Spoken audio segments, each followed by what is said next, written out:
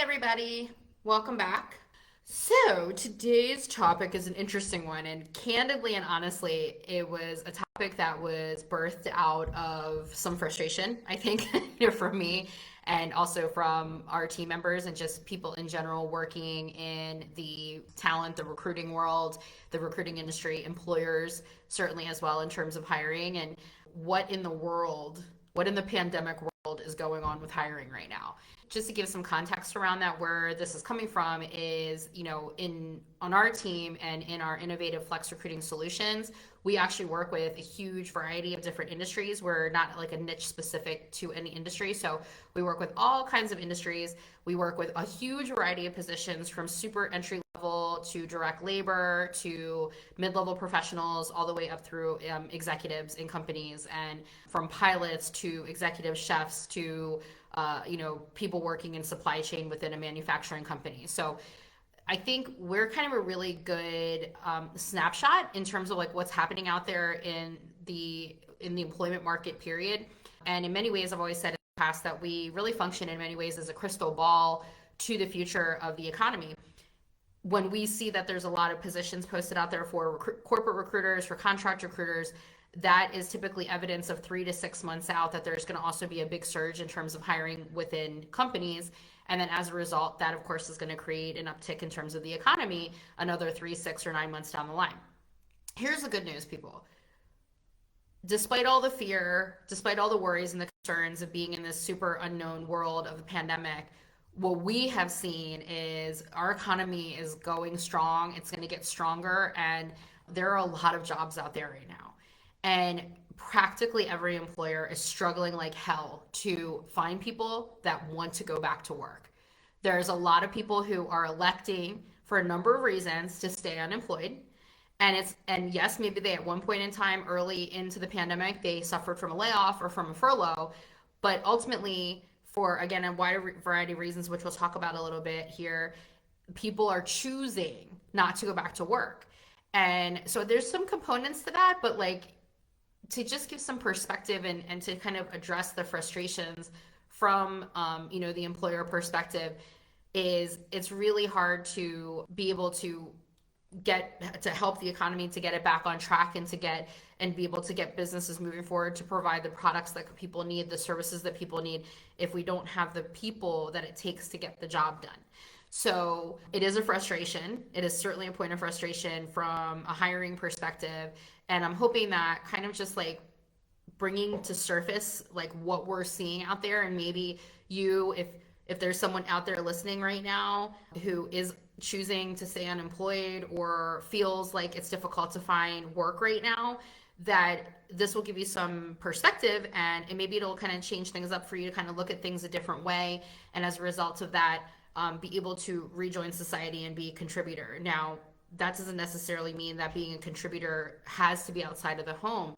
Your choice could also be to choose to not return back to work and to raise your children. By the way, like that's a critically important job in society, and we need that.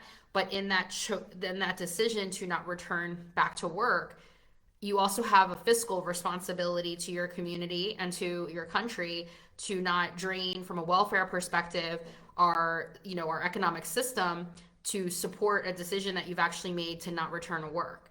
That's not something that should be, once it's a decision you've made, it should not be falling on the responsibility of the community to have to pay for that decision. So let's kind of jump into it.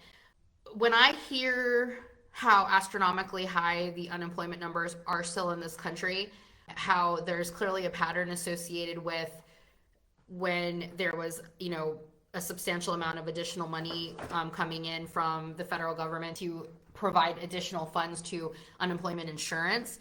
And as a result, there was a lot of people who said, oh, hey, wait a second, I can make more money staying home and collecting unemployment than I would in my job. There was obviously a sudden increase in unemployment at that point. When that period of time where additional benefits were going to be there started to come to an end towards the end of the year, there was a pickup in terms of more people returning back to work. And then once the program was released again, and again, it wasn't anywhere near the amount of extra money that people were getting from unemployment before, but nonetheless, it was still something, and it was an extension to benefits.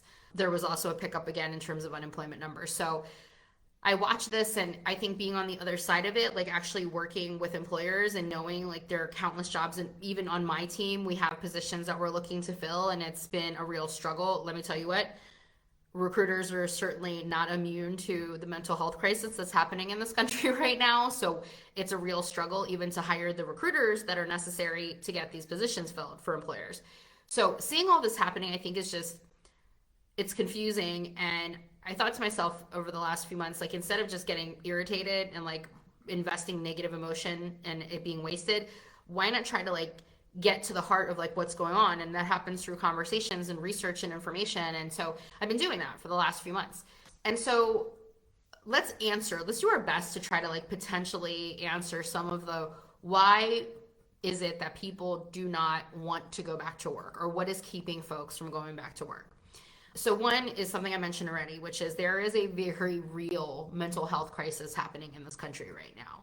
And that's across the board, even for folks who maybe felt like, hey, I've never dealt with mental illness before. I think that there's a lot of people out there who maybe even for the first time are feeling real impacts from mental illness in their life, and how do you deal with that, and and for those people, maybe they're even less equipped. They're not getting help. They're not going to therapy and counseling. They're not talking to their doctors. They're not talking to people in their life who could be a support to them. And so I think when you look at that, and it's been building and building and building for, 13 months, I think there's some really profound impacts happening out there that people are just not letting themselves come to terms with quite yet. I think it is starting to, I think people are starting to admit this to themselves, but again, I think it's real, and it's definitely having a substantial impact on the decision to whether or not to return back to work. One of the greatest impacts, in my opinion, that have to do with mental health crisis has to do with people who are maybe typically really decisive. Like, I know what I want. I know what I want in my work. I know what I want in my life. I know what I want in my relationships, whatever it might be. I think that those very same people are now like literally swimming in the abyss of indecision.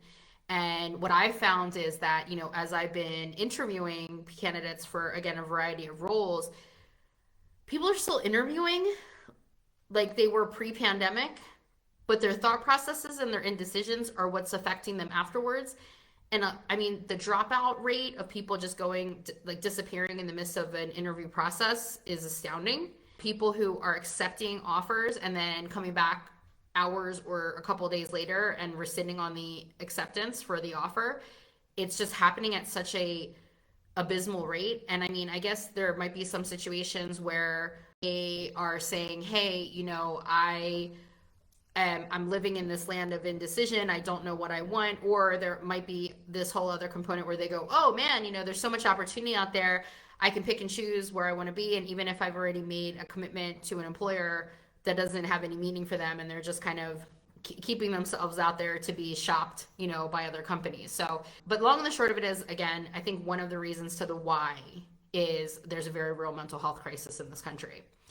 The second is, again, something I mentioned briefly, which is the beefing up of unemployment benefits. I think that there are people who really need it, and don't get me wrong, I think that those very same people probably were really in need before the pandemic, and maybe this is the first time they're actually getting support and resources that they needed to begin with. But I also think that there's a lot of people out there who are seeing an opportunity to take advantage of the system in terms of unemployment benefits that are out there, and that they say, instead of me pursuing and accepting a position that I'm qualified for, instead I'm going to take my time and like kind of just throw softballs out there at jobs that they're not qualified for, but maybe they want. And they're like, maybe I have a chance. Maybe this is my opportunity right now. And, and again, having beefed up unemployment benefits where like historically you can only be on unemployment for maybe 6 months and at 66% of your previous rate of pay. Now that's very different. Now in some cases, again, unemployment could be paying out more than what they were making in their job. And, to me, as if anybody's watched my videos before, if you know me, as you've gotten to know me, I'm a believer in absolute truth. Part of absolute truth is to be ethical and to make decisions in our life, even the hard ones, with integrity. And to me, I'm sorry, I'm just going to call a spade a spade. That is not, you're not functioning as somebody of high character and integrity if you're choosing to manipulate a system because it's creating ease for you and you feel like you're somehow entitled to receiving handouts. Let's be clear, folks. This money that's being handed out, it's not just magically appearing from nowhere. The government doesn't operate as an independent structure. This is our money, like as people paying taxes in this country, that's what's paying for these systems. So they're there intended to help the people who really need the help. They're not there intended for people to take advantage and abuse the system. And so again, I point this out to people to say, if you are capable of working, if you have qualifications for a job that there's a need to be hiring people for, go out there and take that job, even if it pays slightly less than maybe what you made before. Even if it's a position like maybe you made it to a supervisor, but this position, there's not a supervisor position available, so you have to take a slight step down. I mean, I guess what I'm trying to tell people is have a sense of pride in a good way. Have some pride for being a contributor to society and make that decision to contribute in a way because there's a need. There's a very real need happening out there, amongst anywhere from micro-sized businesses all the way to very, very large companies. There's a need out there for people to get back to work. So again, number two is unemployment, beefed up unemployment benefits, and people either one truly needing them or other folks who are taking advantage of the system. Number three, which is, look, guys, this one obviously is going to hit home for me as a mom of 4 little ones. There is huge challenges around childcare, like childcare that issues that have never existed before. Whether it's because kids were home and doing virtual school, whether it's because daycare centers were shut down, whether it's because people who were in nanny situations were no longer going into their employers. So there was just a true just disaster happening around childcare. I think the interesting part of what's happened here, and if there's any silver lining to any of this, is there's a lot of people who haven't parented this much, meaning being full-time parents that didn't have any other resources available to participate in parenting their children.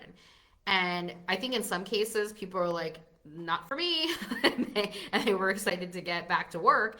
In other cases, people were like, man, this is where I should be.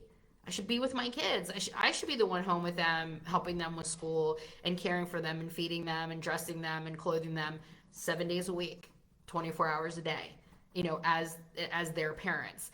And I think it was a wake-up call for a lot of people who said, I got to really reconsider my priorities in life. And there was maybe conversations between parents and partners who said, we got to have these tough conversations to determine, like, is it necessary for both of us to go back to work? Can one of us be a stay-at-home parent? Can we look at our finances again and figure out places that we can make sacrifices? If we've made it work this long, how can we continue to make it work into the future? So I think that, again, a huge impact for sure, because I've heard it again as an employer myself, time and time again, is like, not only being home, maybe even working remotely, but then like all the flexibilities that people need to work from home, because you can't just work a 9 to 5 uninterrupted with kids at home and be successful at that. If people haven't figured that out by now, we've certainly figured it out here over the last 9 years of being a 100% remote working company. And so that would be item number 3. So I think to just wrap this up, I want to really potentially say some things to people that could be hard to hear. And, again, I have a Hot Topics channel here, and I'm going to be myself because that's all I know how to do. I don't know how to be somebody else or, be sugarcoat things in many cases. I just kind of say it like it is. But I think that one of the biggest, aside from the catastrophic death and illness and economic impacts, but one of the biggest other symptoms, side effects of COVID and this pandemic has actually been selfishness. Like, let that sit for a second. And the selfishness that's come from isolation, right? Of people and their families, and in many cases, even just single people in their own home, becoming very self-focused, losing touch with their community and forgetting that we even though we're in our homes and we're quarantining, or leading a pseudo quarantining lifestyle, it doesn't make you any less part of your local community, of your country, of the world, of the human race. You know, we still have responsibilities towards each other to function as a community. And I really worry that that's going to be one of the hardest things for people to recover from, is to like find their way back from not just being selfish and self-focused, but to actually think about, what do I need to do to participate to rebuild a new future, a new way, to not be caught up in traditionalism, to not be caught up in the way things once were, but to actually move forward together towards a better future and towards a really healthy and positive recovery. Because again, I mean, all the potential in the world is out there for us to do that in a really healthy way. But I worry about that. I worry about just the dramatic degree of selfishness. And as we watched a pandemic be politicized, as we have countless conversations around, you know, mask or don't mask, or vax or don't vax, and like whatever the opinions are of people that are out there. But at the end of the day, we need to feel a responsibility towards society and each other, beyond just who was in our home, beyond our immediate family members. We need to feel that responsibility towards our community, and towards the human race. And whether we agree on things or disagree on things, I don't believe that selfishness is ever a good thing. Nothing good comes from that. Nothing good comes from being so tunnel vision that you fail to see how what you do or you don't do can affect other people. The other part is, like, I'll just say this much, is the call to action is to get out there and do something, whether it's part-time working, full-time working, volunteering. But idle hands, guys, I mean, we know the cliche saying, there's a real danger of that. So we've got the danger of selfishness, we've got the danger of idle hands, we've got we've got the mental health crisis happening out there, we've got the indecision. There's a lot of potential things that could really cause like the world to go in the wrong direction. But there's also so much good stuff out there. There are tons of jobs, there is work, there's help that is needed, there is the ability for people to relate and empathize and like and help each other out. And so that's the call to action I have, is to say, get off our butts, get off your butt, go out there and do something good for the world. Go out there and do something and make a difference, and realize that your world is not isolated to just you or your home or just your immediate family members. And so whether that is through professional work, great. If it's to make a decision to be a stay-at-home parent and not take from social welfare, that's okay too. You know, but it's to make conscious, thoughtful decisions. So I'm going to kind of wrap up there. Thank you everybody for your time. Bye.